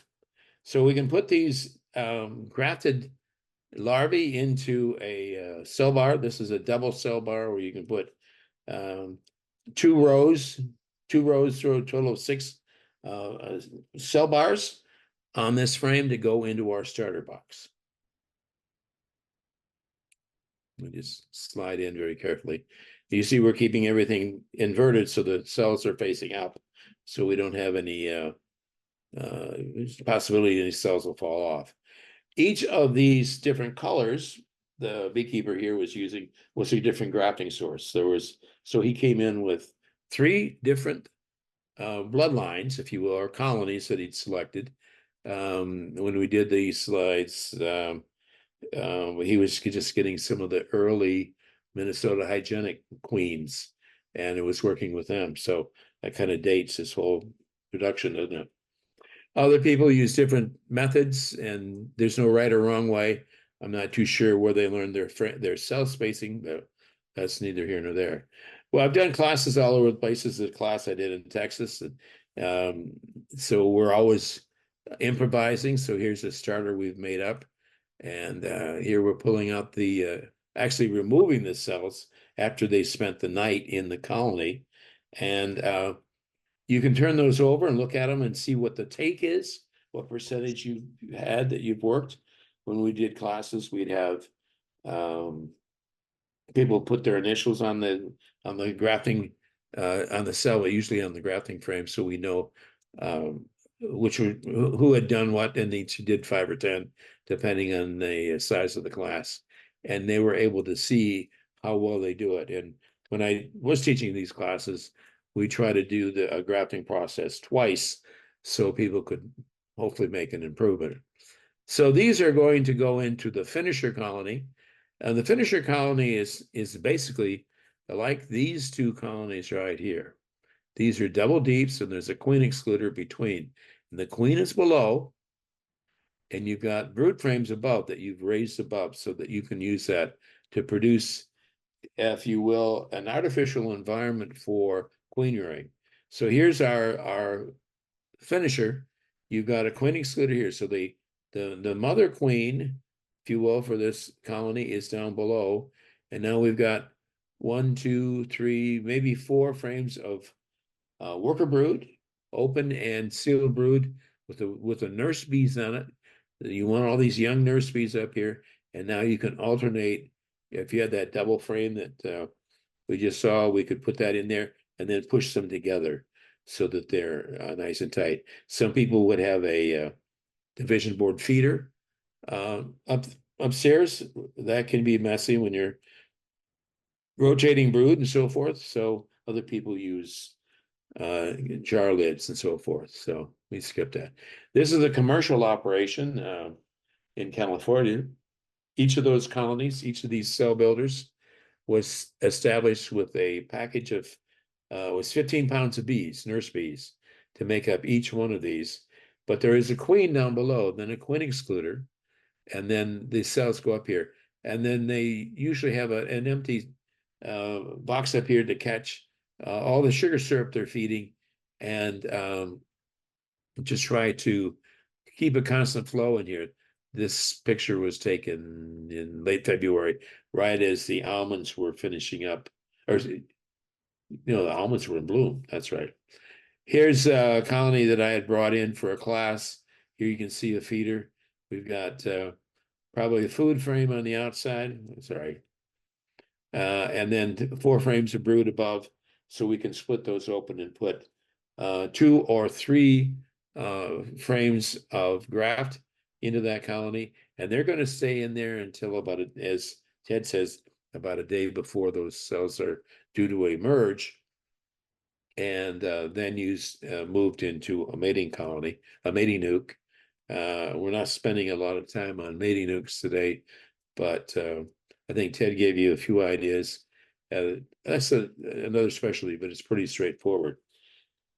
Here are some cells. You can see a couple of things. One is the amount of royal jelly in the base of these cells. You can see the wax that's being added. It's added to the lip here. And this is a continuous process. And the cells are getting longer. And so just think about all the bees that are involved here. You've got one group of bees that are feeding those larvae. You've got another group of bees that are producing the wax and building the wax cups. And there's another group as well. They're what we now know we call the heater bees, the bees that are producing as much as a 97, 98, 99 degree Fahrenheit body temperature by their wing muscles to warm these cells and the wax so it's easier to form. Keep doing that. And you notice the white wax. So this is an indication to me that there's a nectar flow underway. These cells too could also be used. This is a sidebar really, but some people have been experimenting with this. And that's to ship 48-hour queen cells. That's 48 hours after you graft. So if you grafted today, then what is today?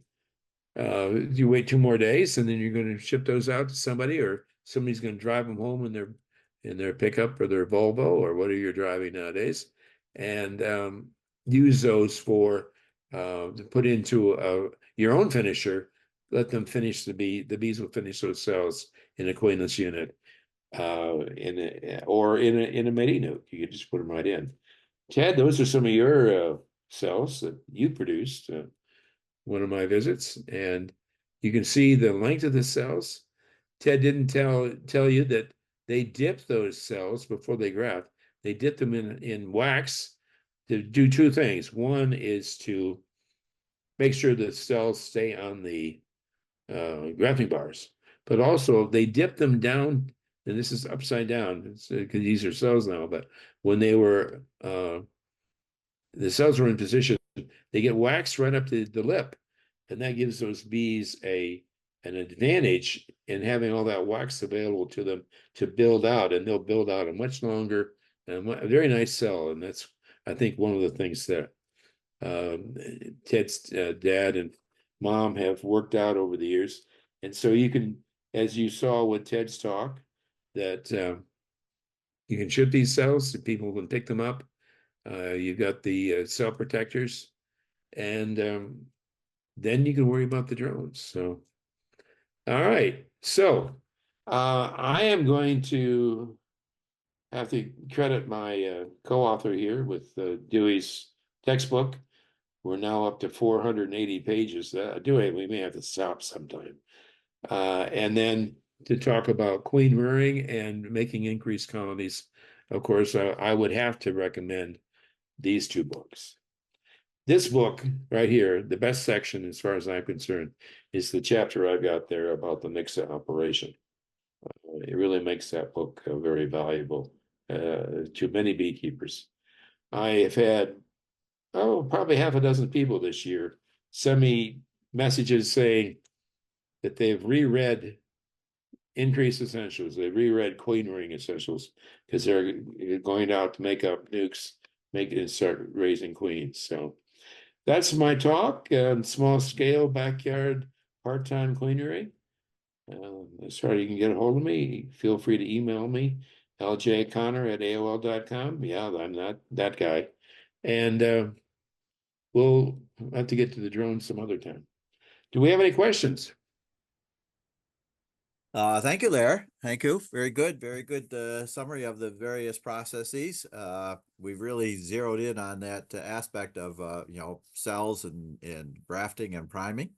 Yeah, Although, I just wanted to focus on what I think is the important stuff. So yeah, appreciate for on a smaller scale, because there are a few other methods of, if you just have a couple colonies or a few colonies, you want to rear some as well. One question, maybe back to Ted. I see Ted is still on. Ted, I think at one point you had said that with your shipping, you ship to most of the states, but you are shipping bulk lots of queens, right? You're not trying to supply the 1 and 2 queens to beekeepers to requeen colonies. Yeah, we have a minimum. I think it's about 50 cells is what we're willing to ship in a box. It takes a little bit of effort to do it. So if we don't make enough, unfortunately to say it, if we don't make enough off the package, it makes it hard to do it. So 50 is our minimum. And then if something does occur in shipping and you're doing the few, well, your risk of the damage is only with a few. Your better odds is with more as well. Ted, I would like to recommend that if you're able to tolerate these smaller orders, that you do a 50 or 100 minimum order of queen cells, and try to get all these bee clubs to coordinate cell production and actually incorporate that into their training, so they learn about how to make a nuke. Everybody makes up their nukes and say, oh, you're gonna make at least 5 nukes and you're gonna get 5 queen cells from you folks. So if you got 10 people at 5 apiece, that's your 50. I think it's a good way. I know they do this in Europe, that they coordinate, the clubs coordinate. And some of you may know of John Keefus in Toulouse, France. He was one of the 007 bee breeders back in the early on with varroa mites. Live or let die. And he was producing queens from survivor stock. And he was the guy that showed me the method of producing 48-hour queen cells. And he would take those queen cells in a special container he'd made up, put them on the high-speed train in Toulouse at 11 o'clock at night. And at 7 o'clock the next morning, that train arrived, the queens arrived in Paris. And the local Parisian bee club, they all got together, and probably after a cup of tea or something stronger, all went home and put the queens in their nukes. So there's a way for us to work around queen rearing if we don't want to do all of the heavy lifting that's involved with raising queens. Although in my opinion, learning how to raise queens is one of the steps toward becoming a real master beekeeper and being able to say how to do some of these things.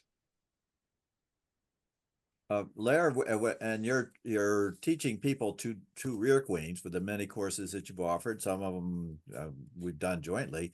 Are you mostly trying to work like with individuals in a club? In other words, in a course, it would be to a club or a series of clubs in an area where people would come from, a I've certainly area. done that. I have had some wonderful experiences with the individual clubs. I've done some you've been at the family farm that I no longer own, but we just advertised, and so we had people driving 200-300 miles to come to that. So they weren't members of a local club, but they were interested in learning the queen ring. Dewey, might I make Yes. a comment? Yeah, we have a field camp coming up on last weekend in July. There's actually a couple slots left if someone's interested, but we're bringing in a young woman who's a queen breeder from Arlington, Washington, and she's a retired commercial airline pilot. But in the last, she got into beekeeping. She took all of our courses, and she took our Queen and Package online course. And out of all that, she has organized over the last few years the beekeeping clubs and the small hobby beekeepers in their own region, and they're working collectively to select for survivorship, trading queen stock around and selecting for survivorship and for mite resistance and so on.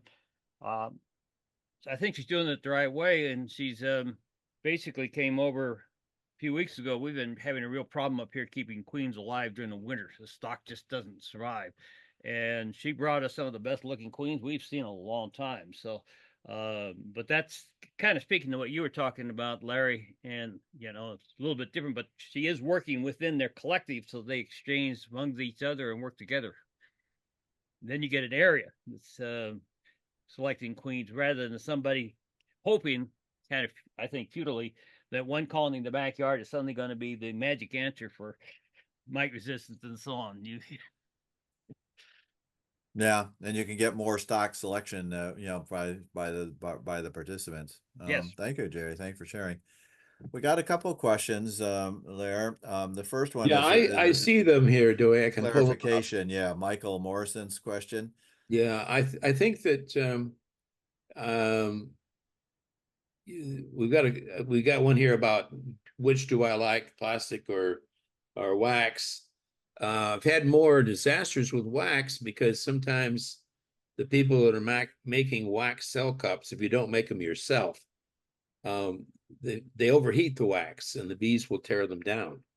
So I like plastic, the JCVZ. That's what I've used for, I don't know how many years, 30 years.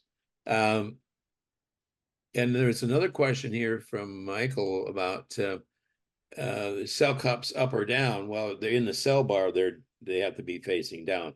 When you carry them, you turn the frame over and carry them so you don't lose a cell, or I don't think the larvae will fall out because of surface tension. And then another question here about introducing queen cells.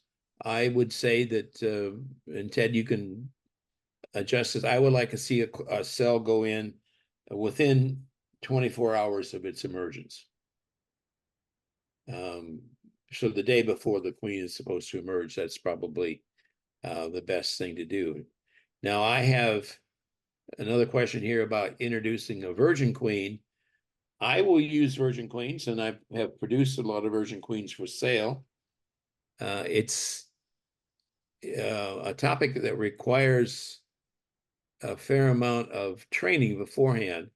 But if you introduce a virgin queen, you want to get, if you, like I showed you the picture of the hair curler emergence cages, so the queen can emerge, and you take the cell out, and then you can take that virgin queen and put her into a mating nuke.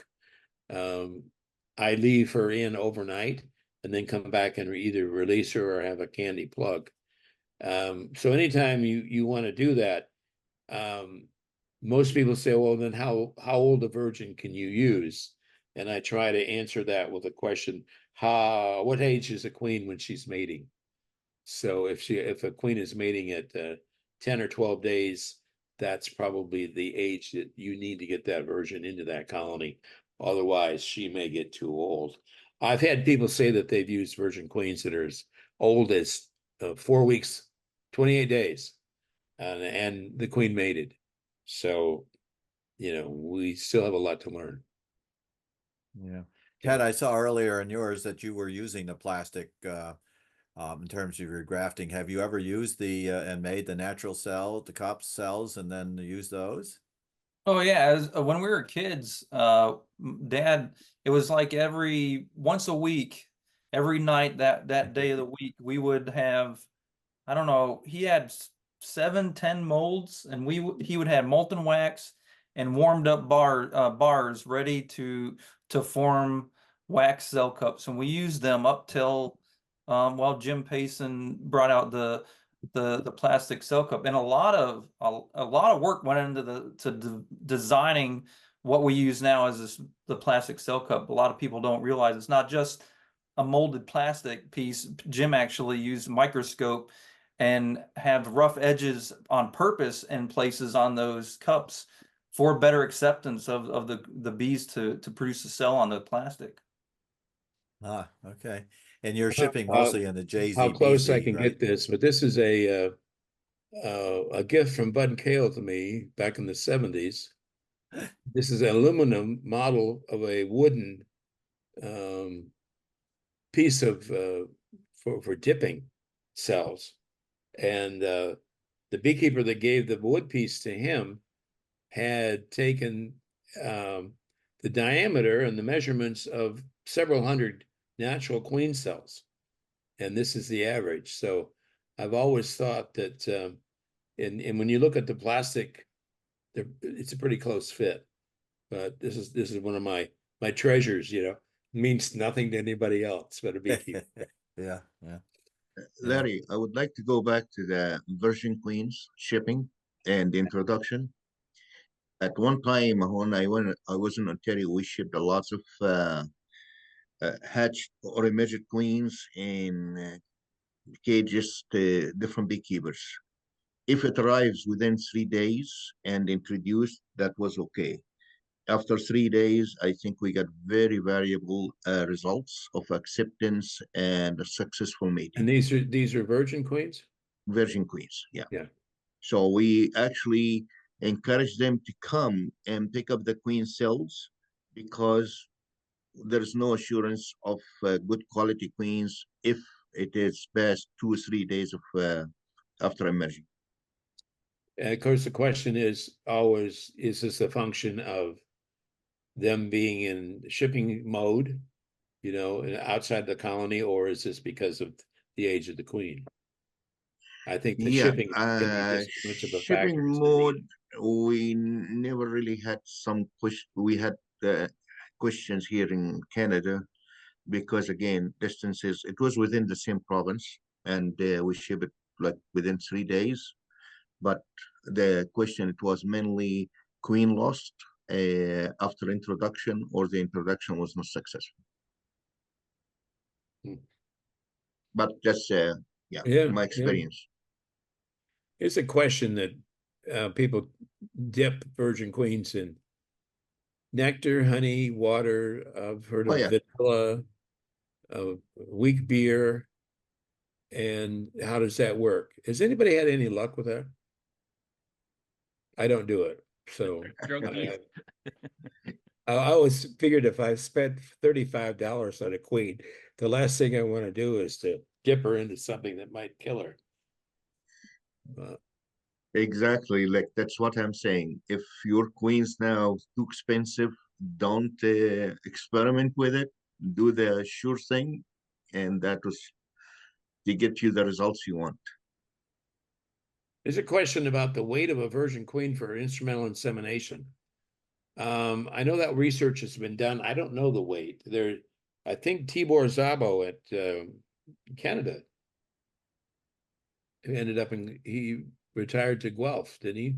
Yeah. Yes, correct. And he and his son Tibby had done work, and they weighed each virgin queen at emergence. And so there was a cut, and I don't know what that weight was. So maybe somebody in Ontario can help us out. You don't know what Med had, do you? The weight? Not well, actually, I did a lot of weighing queens in my masters, but the highest queen weight, it's going to be at emerging, but we waited until they defecate, and later on the queen weight will go down to the almost the lowest queen weight. But at the time I was doing the stuff in Egypt, so different kind of bees, so I cannot really concur with the numbers. The time after emergence is going to change the weight, so it makes it difficult to compare. All right. Right.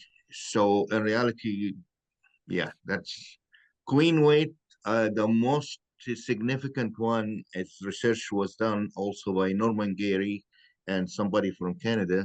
It was the queen weight after emerging. not the queen wait after mated and start egg laying, because the ovaries will have various stages of development, and the queen weight will change little by little. Absolutely, yeah. Yeah, yeah. too Yeah. much variation afterwards. Yeah, Yeah. yeah. Ted, when your I think you said your sister was the one doing a lot of the candling of the cells. Do you consciously try to get rid of small and large, or is it based on looking at the cells, the candling the cells itself? The candling of the cells, you're looking for dark spots, dropped larvae, things are that there's problems with them already. Maybe they're dead already. The black spots, the black queen cell virus. If you don't have signs that a virgin has stung, a rogue virgin that came into your cell builders and stung through the cocoon or the cell, Martha can pull out sting marks and know that a virgin was in there, whether there was any physical changes on the cells themselves. So she's calling out those. And yes, if they're too small, we're calling them out. We want to have not just, we feel as if not just they're cosmetically looking well, but they've had everything that they needed to develop into the best form of them that they could be. Well, What kind of, I expect it varies by the year, but what kind of percentage sometimes would you be calling out? 4 or 5%? No, it depends upon the time of the year. A little bit more spring, like when we have that yellow jasmine that I mentioned, the toxic yellow jasmine nectar pollen. We have a lot more that she has to call out. The percentage can be, and it depends upon the hive that's collecting. The amount of yellow jasmine can decimate up to 50% of the cells in that given hive. So it really all varies. This time of the year, when we're going through a little bit of the heat time, we're having a little bit of a dearth. Acceptance is down already a little bit, but she's not calling that many this time of the year either. So it does vary quite a bit. Percentage average, I'd probably say 5 to 10% could be up to 5 to 10% of the whole graft, Yeah. whole graft, not just on one frame. Okay, we've gone through our questions. Anyone wish to unmute and have a question for Larry or Ted? Do we have a quick one? I Gary. sent this one to Sue Colby the first time we ran on these new series of courses. Our queen graft units on, a whole bunch of them were worried about rolling the larva when you put graft or transferred, and we did a video where we cut the cup in half so you could really see close what's going on. Well, then you could also see whether it came off clean. Well, one of them did come off quite clean, and some of them just had a hissy fit. So I asked Sue about that. Is it does the larva really care whether it's in the exact same position when it's transferred, or will that rectify real quick? They all fear drowning. The larva is what they're afraid of. Yeah, Lair, anything? well, I've heard people say that the spiracles on one side aren't functional. I don't know if there's any fact to that or not, but the reality is there's no reason why you need to roll the queen or the larvae. You just put her back where you found her, be in the same position. And certainly when you're It's a technique thing. Yeah, when you're bringing it up, you scrape it along the side of the cell, or when you're trying to put it into the cup. When I train people, if I saw them, you're rolling that queen around, I said, move on. Yes. Leave that behind. Yes. Yeah. Jerry Actually, had Sue put the did come back information. and say she knew that's what everybody's been trained with, and we agree wholeheartedly with what you just said. But scratching the head and didn't make any sense that the sparkles on one side, and what you just mentioned, Larry, that I hadn't heard that example of thing, but common sense said it shouldn't make that huge difference if they were just slightly off or something. And Sue said she couldn't remember the exact citation, but somebody had done that where they did everything they could to abuse those going in and so on. It didn't make any difference on the survival rates. They were about the same regardless. Yeah, yeah. Jerry had put in information on how to contact him. It had come up in the question, so thank you for doing that. And Mike Morrison asked, not this evening, but just give me a call. Just don't call too early. I'm on mountain time, and in my retirement, I like to sleep in the morning. So Okay. I want to I'd be thank glad to again talk to Ted and Larry for their presentations this evening on Queens. A lot of great information. We have these recorded, and the presentations go onto the WAS website. So once Kurt has a chance to finish the editing, and we'll get them on up to the website, so that if you want to look at the material again. Thank you again, Ted. Thank you again, Larry, for great information. Thank you all for those that offered You're welcome, questions. Joanne. Nice to see everybody. Yeah, next month Thank we're going to take a break, but we'll be back with our WASP mini conference in September. Good rest of the summer for all of us and all of you, and we'll see you in September. Thank you all. thank you. Thanks.